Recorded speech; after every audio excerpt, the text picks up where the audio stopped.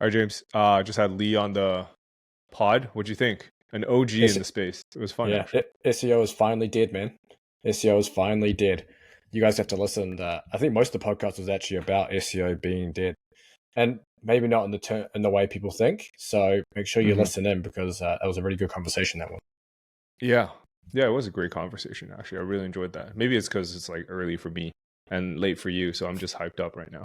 But yeah, guys, we're pushing advice today. Join the advice community. Shit's popping off. I wake up Dude, to, I don't know, because of the time zone, I wake up to like 40 messages. It's pretty yep. intense. Uh, yeah, this is like nothing it's growing pretty fast, actually. So I probably need, this is like a soft launch, but we're capping it at a certain amount of people, and we're reaching that cap. I think we have to go Nice. public with the numbers soon, but yeah, because what we're seeing is people churn and then they sign back up after a while. It's very weird. And That's then good. they ask for their legacy pricing. I'm like, fuck no, dude. So we're gonna raise the price plus put a cap on it. So sign up for Advise down in the description below using the code indexing for a lifetime discount. Yep. Lifetime. We never raise it on our legacy customers unless you churn, and if you just try to sign back up, we're gonna clap you. So no chance on that. Sign We up, got listen. advised members listening to our back catalog of podcasts too. Yeah, I don't know if you they've saw been that comment enjoying it. today. I saw that. Yeah, That yeah, was it's good to hear. Yeah, we should do an episode with just us soon as well. yeah, for sure. I think people will enjoy that. But yeah, go listen to Lee. It was a good episode. Yeah, let us know. What's good, everyone? It's Jackie Chow. And this is James DeLacy. And you're listening to This Week in Digital Marketing. All right, what's going on, Lee? Haven't had the pleasure to speak together before. Why don't you give the audience and I a brief rundown about yourself, what you're up to in the SEO world, what you're doing, and we can go from there. Sure. I started tinkering with SEO probably 10 plus years ago. When I say tinkering, I've only been serious, what I call serious in SEO, in the last 5 years. Before that, I was the guy that, would buy every Warrior Forum course, everything that, popped up. Anything for $17 was going to get me a Lambo by Friday, it seemed. And historically, I've worked in the direct marketing, database marketing field. So my background has always been in, mathematics, analytics, testing, that sort of thing. And it never occurred to me in all those years to apply that to SEO. So by day, I was hard-driven data, let's crunch the numbers. And then in the evenings when I would jump on, in the internet marketing space, I would listen to any idiot that had something to say. So about 5 years ago, I started doing a lot of SEO testing. And that was going well, and some analysis, and then I've got to know more and more people in the space, and now I'm on SEO Fight Club, one of the co-hosts on SEO Fight Club. I speak at conferences, run a training, tested SEO training out there that trains people to utilize a lot of the tested data that we've got, and that's kind of where I am. Great. And in terms of like sources of income, is it mostly consulting, your speaking gigs that kind of pay the bills, or like what do you have going on in the revenue front? Oh, speaking never pays the bills. Speaking never pays the bills. Speaking is I an don't even know how expense. this works. I've never spoke before, so I don't know.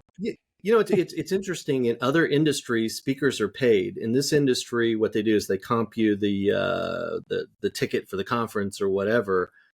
Some places will also comp you your room, and that's it. But you still travel out and do all those sort of things. So, but no, our revenue streams. We've got tested it. We do training. We have software that we've gotten into. We have more of that coming out. We do some affiliate, a little bit of lead gen, stuff outside of the internet marketing space. So I've got a lot of little streams. This year is a year of consolidating and getting fewer, bigger streams. So great. Little this, little that. Yeah, interesting. What kind of software do you have? We have a little link building software they've got out. We've got a couple other things in development. The software is very simple. What it does is it creates just relevant links for you on cloud properties that you own. So basically, it allows you to have your own PBN. So if I go do something stupid, it doesn't burn, the network of sites down. Your network is independent from mine. The other feature that it has is as soon as it creates it and uploads it for you, it also grabs those URLs and gets them crawled. So basically, it's kind of a little push button thing that we needed for ourselves, but we've also made it public. Got it. Interesting. How many people are in your team right now?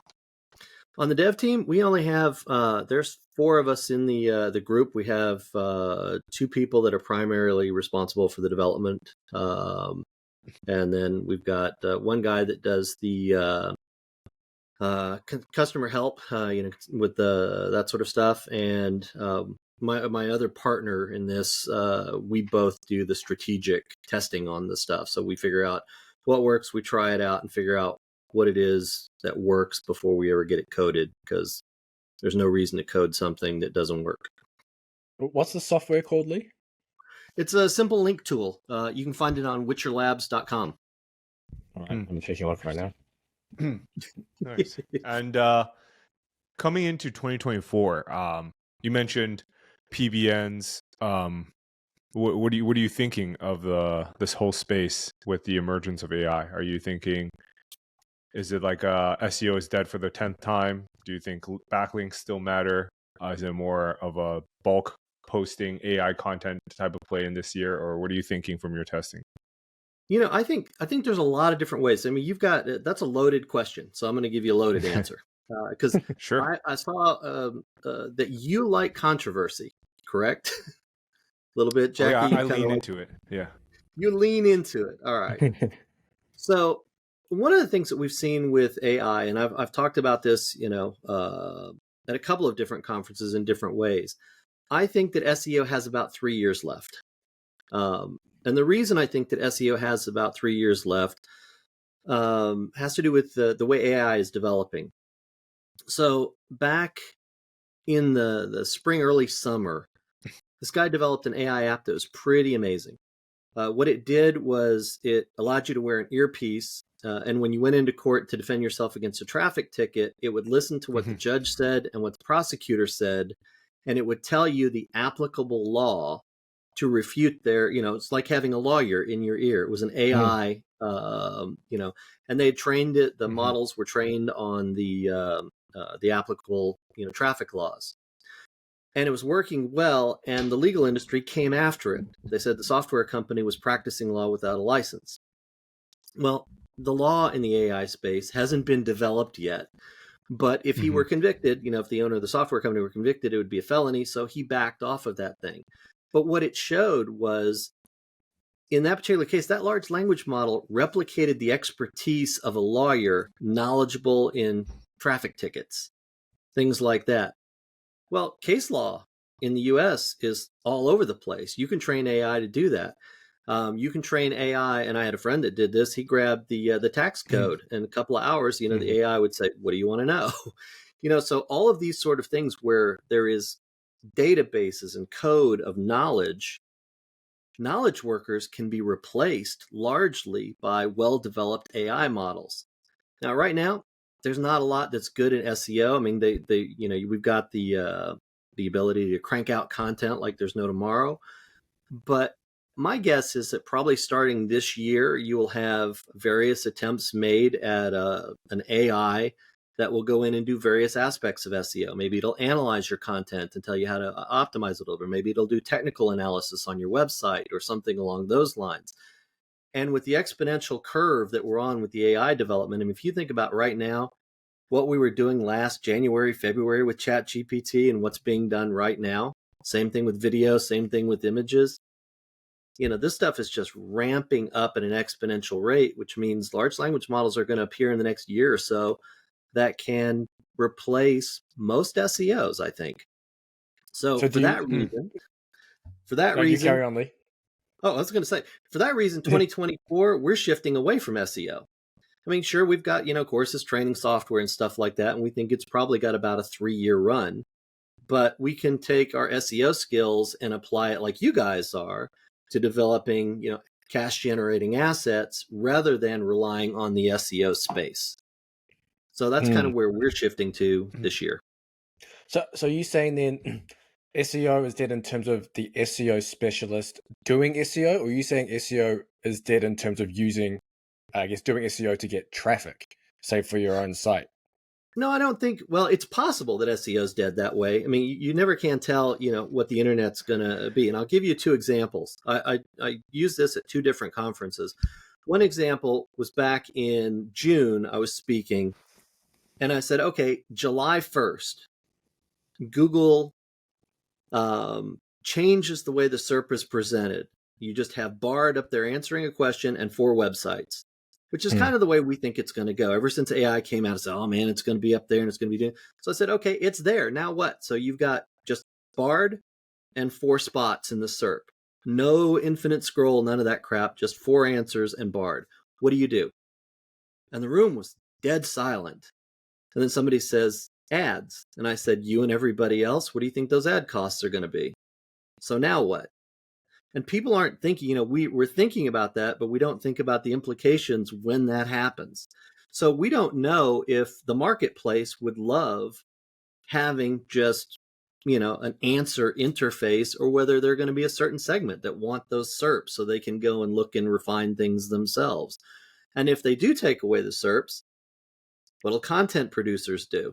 There's no incentive for content producers to let large language models crawl their content anymore, because you're not going to display it. So go fuck yourself, So, there's there's that of it. There's a whole lot of different things that are going to develop over time. And we have no idea. Nobody has any idea about the tech, the market adoption, the new players coming in, what people will want or rebel against. So we can't say in those terms. But in terms of SEO, the other piece about it being dead, I asked people, I said, how many of you guys have right now in your agencies with your clients something like, for $200 a month, we'll do 3 blog posts, SEO optimized, blah, blah, blah. A lot of hands, whether they do that as a service or an add-on.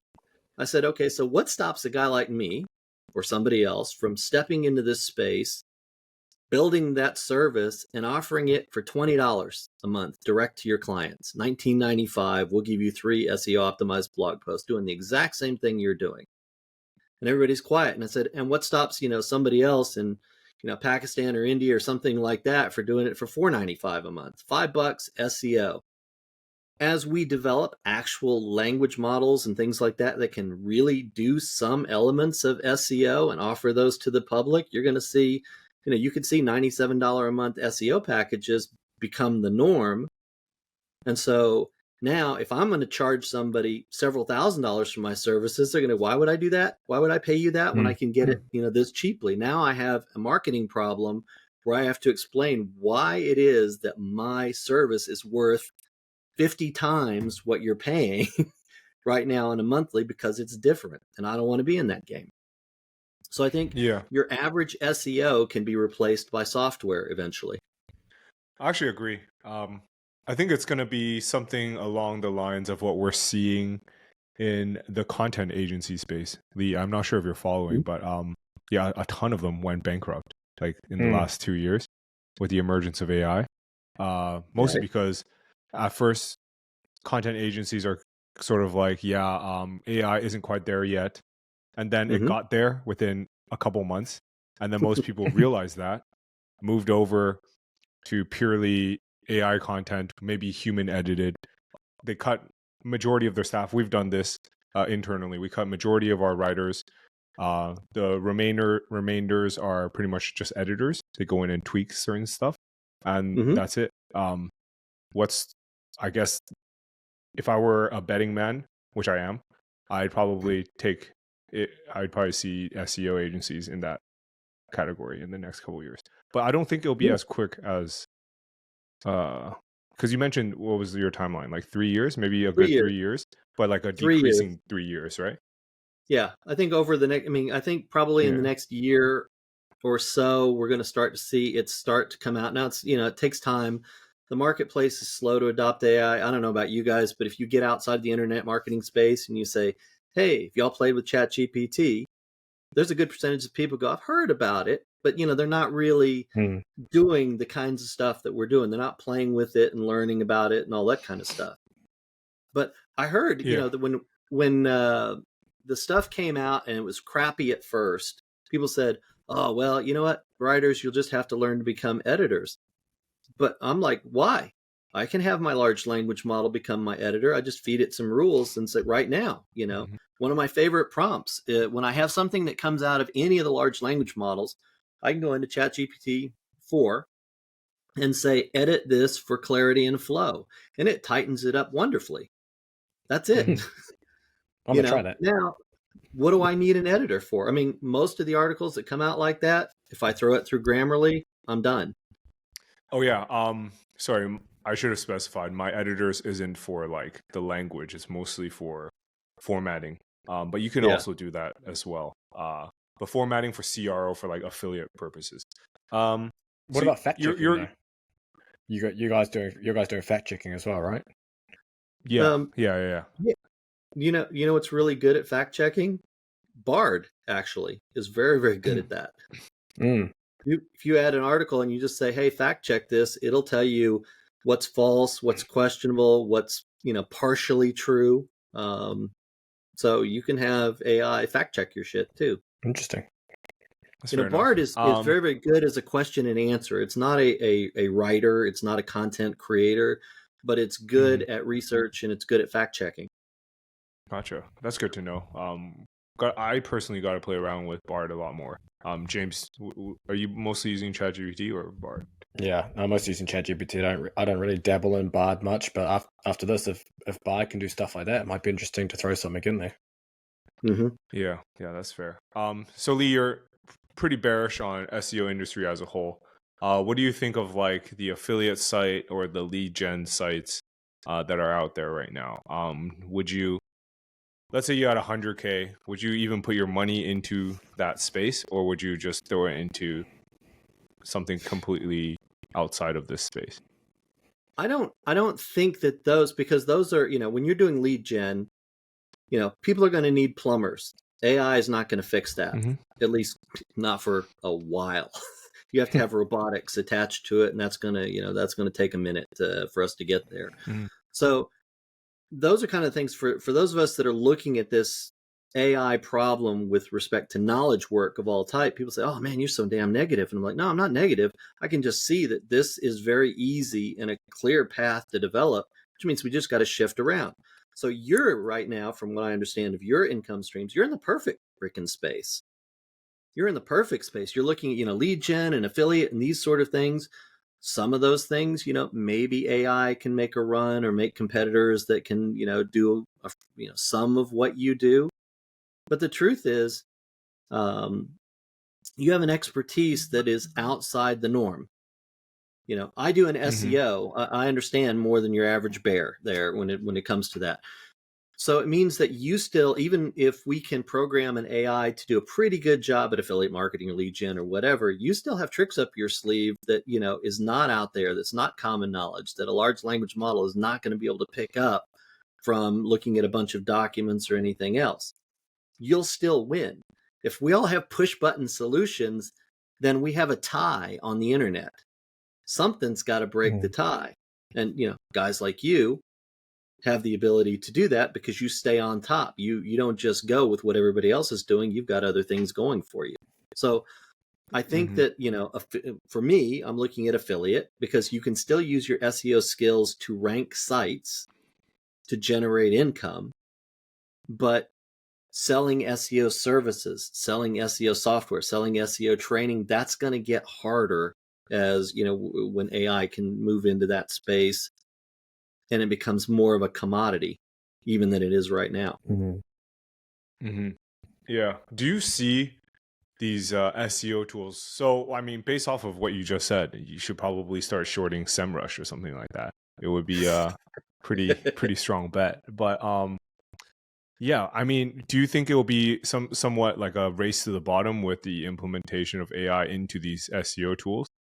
Or do you think, would you even go into SaaS in the SEO space, I think there's a time for it, but as it becomes commonplace, there's going to be more and more of that. So I mean, one of my favorite things to do, I tell the story back in I don't know, it was February of last year.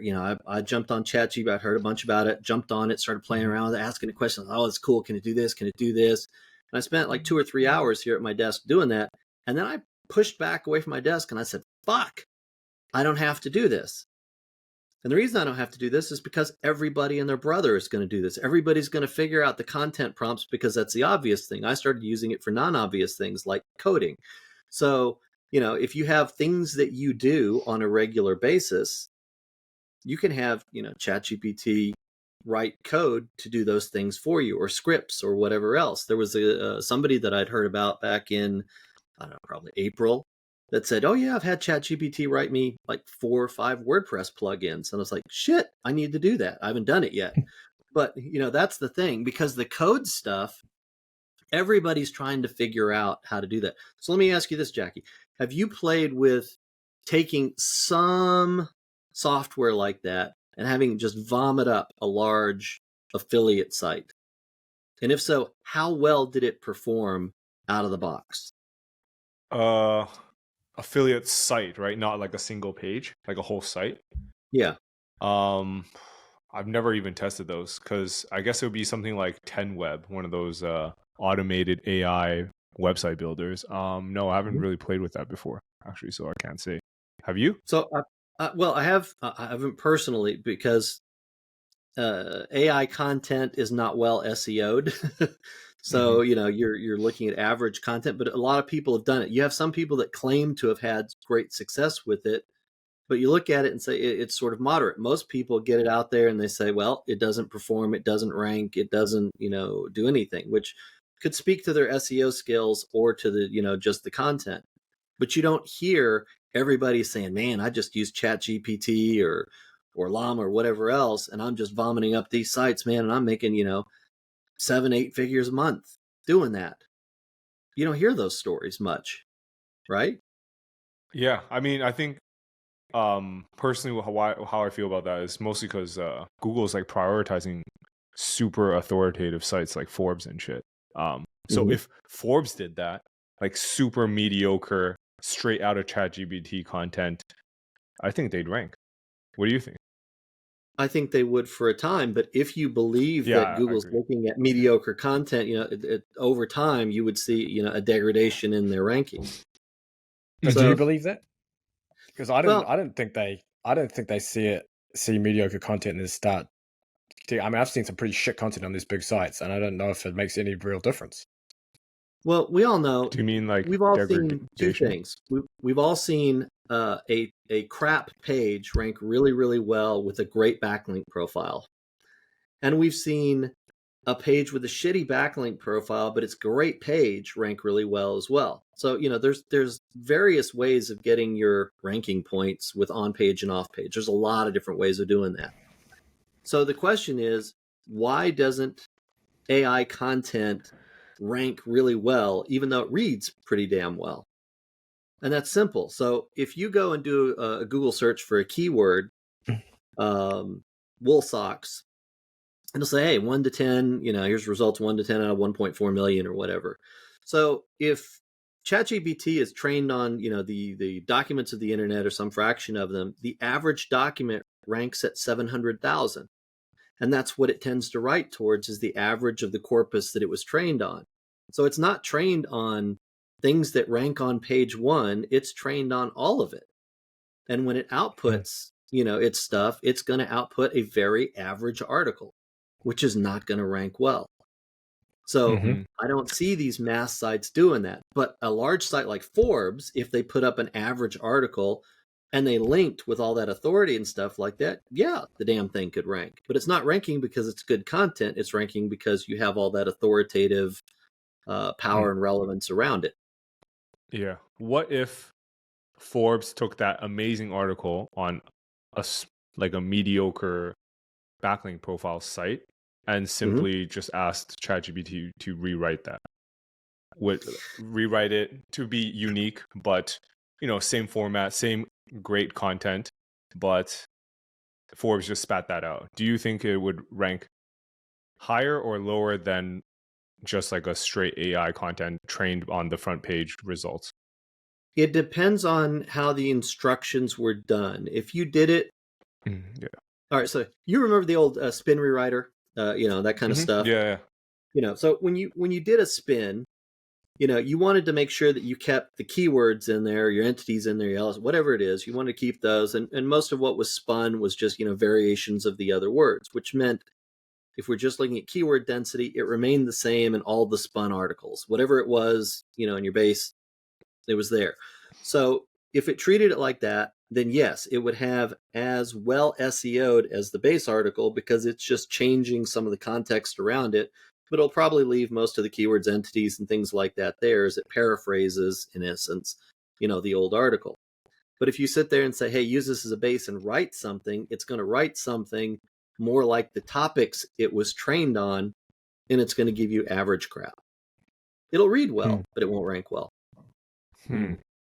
That's true. And we've played with, my wife and I've played with, putting up, several sites of varying sizes with nothing but AI content, and they get, sort of mediocre rankings out of the box. You 40 to 90 if they ranked, and there's nothing that's going, oh man, I'm right on the page 2 or on page 1 with that stuff. You have to do some other things to make it work. You either have to really power it up with links, or change the SEO of those pages or something, because it's average, and the stuff you're competing against is not. What's your take on Google recently? I mean, just from what we're seeing, favoring e-commerce sites and a lot of best keywords, and also obviously favoring Reddit and Quora as well. But yeah, it seems like e-commerce sites tend to have an advantage. Even an e-commerce site that I've been posting on recently as a partnership is ranking like crazy for some pretty competitive stuff. So let me ask you, with those particular e-commerce sites, do you see a lot of solid interlinking within categories? So your various, if you have housewares as a category, do your housewares products interlink to each other through widgets or related products or things like that? Yeah, typically, yeah. Those work well. And I think it's the same way.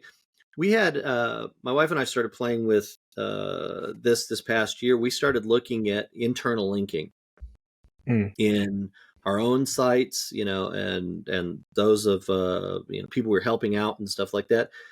And we found that most of the time now, I mean, internal linking has been sort of a forgotten thing. Back in the day, you used to sit there and try to do link sculpting, page rank sculpting, and all this sort of stuff, and we don't do that anymore.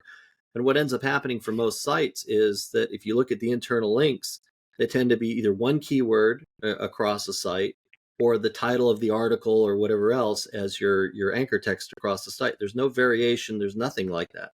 And so what we found is if we go into the content and we change the anchor text of the link, so you get a variety of relevant anchor text, and we do that across the site, you get a site-wide rise in rankings without touching the content of the page. It changes the context. So if you've got a page about wool socks, and it's best wool socks and comfortable wool socks and wool socks for hiking or whatever else, and these are sort of the anchor text going back to your page, Google has a much better appreciation about what that page is about because the other pages of your site are telling it. But instead, we just go wool socks, wool socks, wool socks. And it's like, okay, is that it? Is that all? There's nothing else to give Google additional clues about what it should rank for. So I see e-commerce sites that have these widgets and things like that. You've got relevant internal links going back and forth, from relevant pages.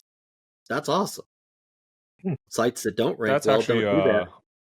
Yeah, that's an interesting idea. I think that could be it actually, because like a Shopify store out of the box is beautifully interlinked already, whereas your average blog about, like you said, wool socks, has I like bet one you internal isn't link. as yeah. I bet you it's maybe one internal link per article.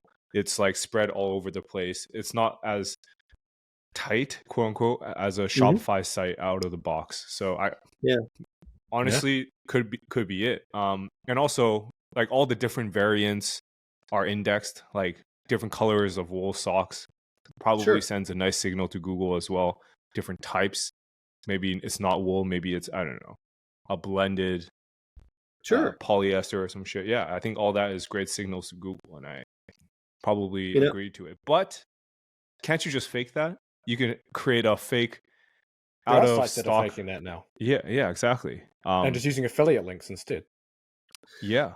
Yeah, Yeah. you can, but you before somebody can click on your damn affiliate link, they got to find your page. So you got to have the SEO so that somebody can search a keyword, find your page, and go, ooh, cool, and then click over to where the money's made. So one of the things we do, and this is just stupidly simple stuff, is we'll grab your search console data and say, what are the keywords that this page is getting impressions for? Let's go make that internal links coming from other pages. Let's change wool socks to some of these, other variations that you're already getting, some love for. And then all of a sudden, boom, you get more impressions for more keywords, and you get, an increase in rankings for the ones that you're getting impressions for. We make this shit way too hard sometimes. But that's one of my favorites. That actually is before I'll even SEO pages. We will go in and change the internal link structure. Yeah, that's interesting. But have you also seen sites ranking twice on the first page now? So one for XYZ review, and then the second page will be the product, but it's a quote unquote product page with the specifications and the description, and then like a link to buy it, which is an affiliate link. So they rank twice on the same page. Yeah, and you can. I've also seen it where you'll have, if we were doing a blog on socks or something like that, you have the wool socks page, and then you'll have site links also within that listing. It'll have red wool socks, blue wool socks, or whatever other pages you might have, in there in the site link. So yeah, there's a lot of things, and I don't know what triggers those. We haven't played around with any of that. We just look and go, oh, look, we got a double listing or something like that, or we got two pages competing. But, we don't spend time, or I haven't spent any time trying to figure out what causes that. Because a lot of times those things happen in the SERPs, and then Google changes, the way the SERPs are displayed, and it goes away, and you think, did I do something wrong? Nah, they're just, experimenting around with the look and feel of the SERP, see what's going on. So. Gotcha. Interesting. Lee, I wanted to ask you, because it seems like you do a lot of testing with SEO. You also mentioned that. Any tests recently that resulted in something that's very contrary to popular belief in the industry? Almost all of them. Any callouts just for like the maybe last 2 months? Let me think if I can, because a lot of the stuff,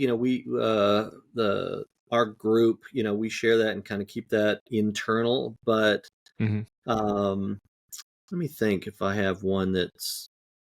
Let me think on that for a minute. I'll percolate on that in the background and see if something comes to mind. Yeah, that's no problem. Yeah, I don't know if you've kept up with what I'm trying to test right now, but we're rolling out like affiliate content on a bunch of high authority sites. Pretty much just taking like mini Forbes approach on everything. You know how Forbes just tackles all.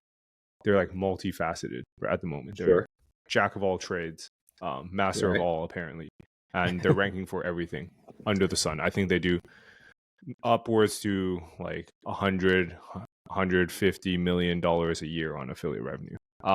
So what we're trying to do is just like take market share from them on like certain industries using these like very, very strong traditional newspapers pretty much. And it's been working incredibly well. So for example, one newspaper would target only supplement niches. One newspaper would only target homeware, as you mentioned earlier, and just like create that sort of quote unquote topical authority across that one industry. And that has been working better than if you target several industries at the same time on a newspaper. For example, if I target, 10 posts of supplements, 10 posts of homeware, 10 posts of garden, that's what we're seeing at least so far. Do you think, are you just using news sites, or using expired domains? Are you building up the authority on something and then repurposing it for this? I mean, sort of what's the angle that you're taking without giving away your secret sauce? No, we've fully given it away already. So we just partner up with existing businesses with strong authority, such as legacy newspaper brands. maybe SaaS companies that lost its legs and didn't have a perfect product market fit. E-com sites as well.